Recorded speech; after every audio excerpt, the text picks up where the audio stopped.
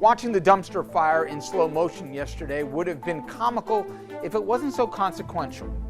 The blame game, it has multiple suspects. Someone will one day explain to me how Senators Manchin and Sinema gained by not taking yes for an answer.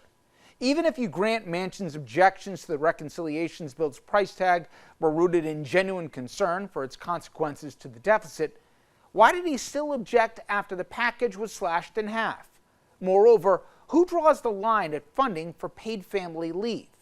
As for Sinema, if you're concerned about paying for the program, how do you then object to having companies paying the bare minimum in corporate taxes?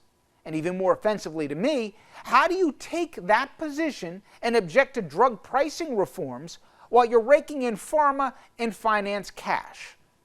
These two deserve every bit of hit and heat that is coming their way. Next, let's move to the House Progressive Caucus. After Biden personally told you his presidency was on the line, after guaranteeing you there'd be the Senate votes, after Obama directly asked you to vote yes for America, after Speaker Pelosi pled with you not to embarrass the president as he was about to walk into the G20, after all that, you still stamped your feet and said no because you could. Now, I know you didn't get what Biden promised you. I know this package isn't what you hoped for, and I know trusting Manchin and Sinema is a risky proposition. But tell me, is this any better? Do you really think you now have more leverage? All you confirmed is that you cannot count votes, you can't read the room, and you can't be taken seriously. And finally, we get to the president. Biden is not blameless. He campaigned in large part as being the deal maker who brought decades of Hill experience in reaching consensus.